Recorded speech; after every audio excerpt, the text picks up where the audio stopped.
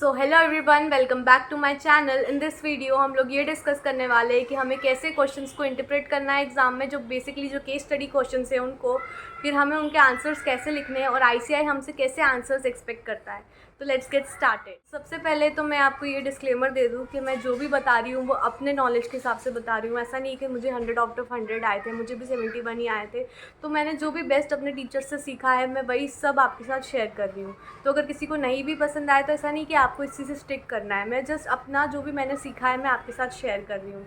तो अगर आपको पसंद आए तो लाइक करना। फर्स्ट हम लोग ये डिस्कस कर लेते हैं कि केस स्टडीज़ को हमें किस फॉर्मेट में लिखना है। तो ऑलरेडी बहुत सारे लोगों को पता होगा कि क्या फॉर्मेट है, फिर भी मैं एक बार बता देती हूँ। सबसे पहले क्या लिखना है, प्रोविजन, फिर facts and analysis of the case and फिर कंक्लूजन। प्रोविजन में अगर आपको सेक्शन पता है तो बहुत अच्छी बात है, नहीं तो अपन कैसे लिखेंगे, as per the provisions of, जैसे कंपनीज एक्ट, तो as per the provisions of companies act 2013। फिर बात आती है अपनी facts and analysis of the case. इसको कैसे स्टार्ट करेंगे हम, इन द गिवन केस या फिर इन द इंस्टेंट केस, ऐसे हम इसे स्टार्ट कर सकते हैं। और फिर हम कंक्लूजन को कैसे लिखेंगे, therefore we can conclude that. तो अपन को इसी फॉर्मेट में करना है। तो अब नेक्स्ट चीज़ जिसमें बहुत सारे लोगों को इशू आ रहा है कि वो इंटरप्रेट ही नहीं कर पा रहे कि केस स्टडी के अंदर कौन सा प्रोविज़न लिखना है। उनको बहुत कन्फ्यूजन हो रहा है कि इसमें कौन सा प्रोविज़न आएगा। तो उस केस में क्या करो, आप स्टेप बाय स्टेप चलो। सबसे पहले ये देख लो कि केस स्टडी जो पूछी है वो कौन से एक्ट से पूछी है। बहुत बार तो केस स्टडी के अंदर ऑलरेडी लिखा होगा कि इस एक्ट के हिसाब से बताओ, बट अगर नहीं लिखा है तो पहले ये क्लियर कर लो कि वो सेल ऑफ गुड्स एक्ट है या कॉन्ट्रैक्ट एक्ट है या कंपनीज एक्ट है। उसके बाद उसके प्रोविज़न को याद करने की कोशिश करो। पहली चीज़ तो ये कि आपको याद होना चाहिए सब कुछ। अगर आपको लॉ को याद करने में दिक्कत आ रही है तो फिर आप मेरी लॉ की स्ट्रैटेजी देखो, उसमें मैंने बहुत सारे टिप्स दिए कि कैसे लॉ को याद रखना है एंड दिन तक, हमें एग्ज़ाम तक, है ना। और अब ये चीज़ कि अगर आपको अच्छे से याद है और आपको कंसेप्चुअल क्लैरिटी भी हो गई है, मतलब कंसेप्चुअली भी आप बहुत क्लियर हो, आपको सब चीज़ें याद भी है, फिर उस केस में अगर आप केस स्टडीज़ नहीं सॉल्व कर पा रहे हो तो सबसे पहले अपन ने केस स्टडी पढ़ ली, उसका अपन ने देख लिया कि कौन सा एक्ट है, उसके बाद उसके प्रोविज़न को याद करने की कोशिश करो। अगर नहीं आ रहा है याद तो 1-2 बार केस स्टडी को पढ़ो, तो एकदम से फिर आपको रिकॉल हो जाएगा कि हाँ, ऐसे भी रिकॉल हो जाता है। क्योंकि नहीं हो रहा है फिर भी रिकॉल, तो आंखें बंद करके एक बार सोचने की कोशिश करो। तो बहुत बार दिक्कत ये होती है कि हम कॉन्सेंट्रेशन से नहीं करते चीज़ों को, तो फिर कैसे याद आएगा, कॉन्सेंट्रेशन होना चाहिए। तो अभी के लिए मैं बता रही हूँ क्योंकि एग्ज़ाम में तो इतना टाइम रहेगा ही नहीं कि हम 2-2 3-3 बार केस स्टडी को पढ़े और इतना सोचे। बट अगर एग्ज़ाम में भी नहीं आ रहा है तो यही करना है कि आंखें बंद करके एक बार सोचने की कोशिश करना। अगर आपने पढ़ा होगा तो फिर 100% याद आ जाएगा। फिर हमारा ये हो गया। उसके बाद हम फिर क्या करेंगे, एक माइंड मैप बना लेंगे। आपको प्रोविज़न भी पता चल गया कि कौन सा प्रोविज़न लिखना है, फिर अपने माइंड में एक बार माइंड मैप बना लो कि हाँ, इस प्रोविज़न के अंदर मुझे ये चीज़ें लिखनी है। अगर एग्ज़ाम के टाइम पे भी अगर आपको दिक्कत हो रही है, जैसे आप भूल जाते हो, जैसे बहुत बार ऐसा होता है ना कि हम आंसर लिखते लिखते भूल जाते हैं। हमें बहुत सारी चीज़ें जब क्वेश्चन पढ़ा था तब याद आ रही थी, बट आंसर लिखते टाइम हम एकदम से भूल जाते हैं। मेनली इस केस में प्रोविज़न में होगा, तो आप प्रोविज़न की जो की पॉइंट्स रहते हैं ना, जो मार्जिन अपन खींचते हैं एग्ज़ाम में, उस वहाँ पर आप वो की पॉइंट्स लिख लो। जो भी प्रोविज़न में आपको अभी एग्ज़ाम क्वेश्चन पढ़ते टाइम जो भी एकदम से याद आई ना चीज़ें, वो सब आप वहाँ पे लिख लो, एक एक वर्ड में लिख लो। फिर उसके बाद आंसर लिखते टाइम वो आप वहाँ से रिकलेक्ट करते रहना, तो आप कुछ भी चीज़ मिस नहीं करोगे, ठीक है ना। फिर क्या होता है ना, नहीं तो अपन पूरा लिख लेते हैं, फिर एकदम से याद आता है ये चीज़ भी लिखनी थी, फिर जगह नहीं रहती बीच में लिखने की। तो अपन ऐसा कर सकते हैं। बहुत सारे लोग ये भी बोलेंगे कि हमें तो ये सब ऑलरेडी पता है, बट मेरे पास क्वेरीज आ रही थी, इस वजह से मैंने ये सब चीज़ों को भी कवर कर दिया इस वीडियो में। सो अब नेक्स्ट चीज़ की जो भी चीज़ें मैंने बताई है ना, ये अभी हमें प्रैक्टिस नहीं है, इस वजह से हम इंटरप्रेट नहीं कर पा रहे हैं। अगर हम प्रैक्टिस करेंगे, 3-4 क्वेश्चंस डेली हम लोग सॉल्व करेंगे केस स्टडी वाले, तो फिर हमें एग्ज़ाम में ये सब इश्यूज़ नहीं आएंगे। तो आप प्रैक्टिस करो, 3-4 क्वेश्चंस रोज़ डेली सॉल्व करोगे तो कोई इशू नहीं आएगा एग्ज़ाम में आपको केस स्टडीज़ इंटरप्रेट करने में। तो अब मैं एक क्वेश्चन से एक्सप्लेन करूँगी कि कैसे हमें केस स्टडी वाले आंसर्स को एग्ज़ाम में लिखना है। तो स्टार्ट करते हैं। तो अब अपन एक सिंपल क्वेश्चन से समझने की कोशिश करते हैं कि एग्ज़ाम में क्वेश्चंस कैसे आते हैं और हमें उसको कैसे इंटरप्रेट करना है और कैसे आंसर्स हमें लिखने हैं और इंस्टीट्यूट हमसे कैसे आंसर्स एक्सपेक्ट करती है।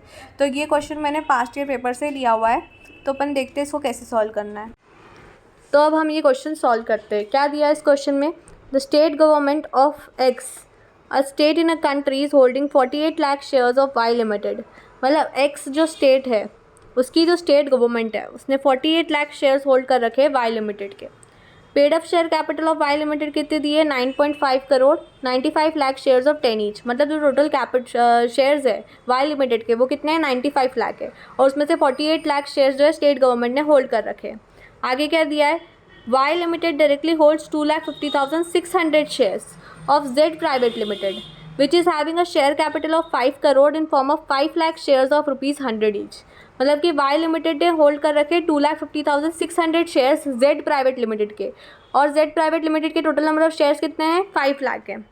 अब क्या दिया है? Z private limited claim the status of a subsidiary company of Y limited as well as a government company. ठीक है, तो अब जेड लिमिटेड क्या कर रही है? वो बोल रही है कि मैं सब्सिडरी हूँ वाई लिमिटेड की, और वो बोल रही है कि मैं गवर्नमेंट कंपनी भी हूँ। तो advise as a legal adviser whether Z private limited is a subsidiary company of Y limited as well as government company under the provisions of companies act 2013। तो अब हमसे क्या बोल रहे हैं कि ये बताओ कि जो जेड लिमिटेड बोल रही है कि वो सब्सिडरी कंपनी है वाई लिमिटेड की और वो गवर्नमेंट कंपनी भी है, तो ये दोनों चीज़ें जो है वो करेक्ट है या नहीं as per the provisions of companies act 2013। सो पहले अपन इसका आंसर डिस्कस कर लेते हैं, फिर इंस्टीट्यूट के आंसर्स देख लेंगे अपन। तो सबसे पहले हमें ये देखना है कि जो जेड प्राइवेट लिमिटेड है वो सब्सिडरी कंपनी है या नहीं वाई लिमिटेड की। तो एज़ पर कंपनीज एक्ट अगर अपन के केस में अपन देखें, अगर वाई लिमिटेड का जो स्टेक है जेड लिमिटेड के अंदर अगर वो 50% से ज़्यादा हो जाता है तो फिर जेड लिमिटेड जो है वो वाई लिमिटेड की सब्सिडरी होगी। तो अपन ये देखें वाई लिमिटेड के कितनी शेयर्स हैं? 2,50,600 की शेयर होल्डिंग है जेड लिमिटेड के अंदर, और जेड लिमिटेड के टोटल शेयर्स कितने हैं? 5 लाख। तो मतलब अपन को क्लियरली दिख रहा है कि ये 50% से ज़्यादा है। तो इस केस में अपन को ये पता चल गया है कि हाँ जेड लिमिटेड जो है वो वाई लिमिटेड की सब्सिडरी है, तो ये बिल्कुल करेक्ट है इसका क्लेम। सो अब अपन नेक्स्ट चीज़ देख लेते हैं कि जो जेड प्राइवेट लिमिटेड है वो गवर्नमेंट कंपनी है या नहीं है। तो कब एक कंपनी गवर्नमेंट कंपनी होगी एज़ पर कंपनीज एक्ट? या तो उसके अंदर गवर्नमेंट की जो होल्डिंग है, शेयर होल्डिंग है, वो 51% या उससे ज़्यादा हो, या फिर वो किसी गवर्नमेंट कंपनी की सब्सिडरी कंपनी हो। तो अपने केस में फर्स्ट वाली चीज़ तो होती ही नहीं है, बिकॉज जो जेड लिमिटेड है उसके अंदर गवर्नमेंट का कोई भी शेयर होल्डिंग नहीं है।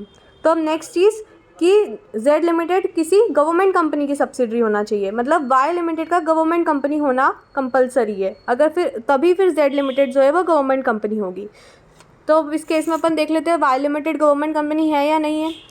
तो वाई लिमिटेड की के अंदर गवर्नमेंट की कितनी शेयर होल्डिंग है? 48 लाख की शेयर होल्डिंग है, और टोटल नंबर ऑफ़ शेयर्स कितने हैं उसके? 95 लाख है। तो अगर अपन इसको कैलकुलेट करें 48 लाख डिवाइड बाय 95 लाख तो ये आएगा 50.5। तो मतलब ये गवर्नमेंट कंपनी नहीं है वाई लिमिटेड, मतलब जेड लिमिटेड भी हमारे केस में गवर्नमेंट कंपनी नहीं है। तो ये जो क्लेम है उसका ये बिल्कुल गलत है, ये दूसरा वाला क्लेम कि ये गवर्नमेंट कंपनी है जेड लिमिटेड गवर्नमेंट कंपनी, ये क्लेम जो है जेड लिमिटेड का ये गलत है। तो अपन अब आंसर चेक कर लेते हैं कि आंसर्स कैसे लिखा हुआ है। तो अपन अब आंसर रीड कर लेते हैं, क्या लिखा है आंसर में। According to section 2 subsection 45 of companies act 2013। अपन क्या लिखेंगे? अगर अपन को सेक्शन नहीं पता है तो अपन सिंपली लिख देंगे as per the provisions of companies act 2013। Government company means any company in which not less than 51% of the paid up share capital is held by central government, by state government or governments, or partly by central government and partly by and one or more state governments, and the section include a company which is a subsidiary company of such government company। ठीक है, तो ये अपना हो गया।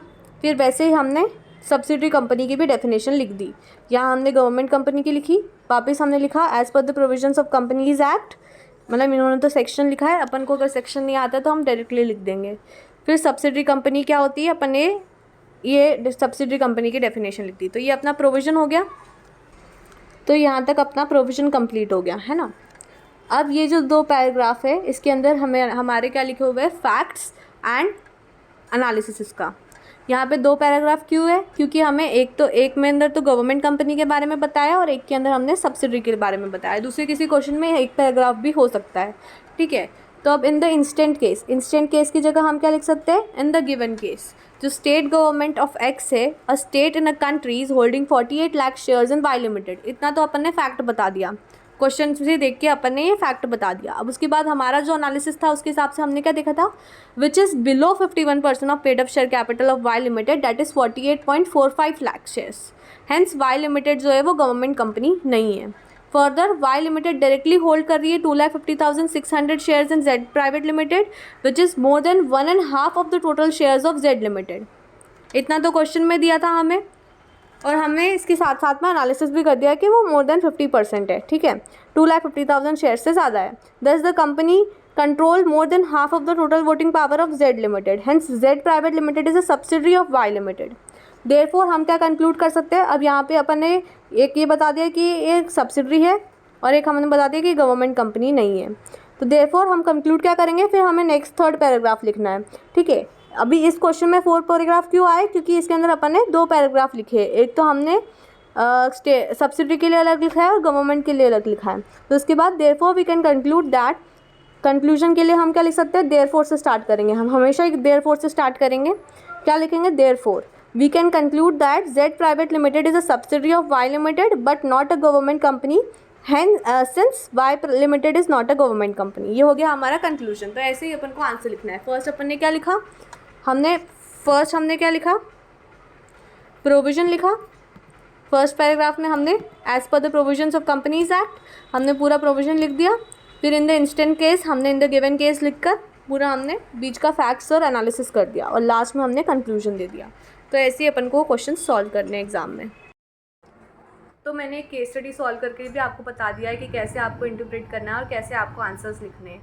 तो इसके अलावा भी अगर आपकी कोई क्वेरी हो तो प्लीज़ मुझे कमेंट डाउन करके बताना, और अगर आपको वीडियो पसंद आई हो तो प्लीज़ लाइक करना और मुझे कमेंट्स में ज़रूर बताना, बिकॉज़ मैंने पहली बार ऐसी कोई वीडियो बनाई है। और अगर आपको पसंद आए तो प्लीज़ ज़्यादा से ज़्यादा शेयर करना।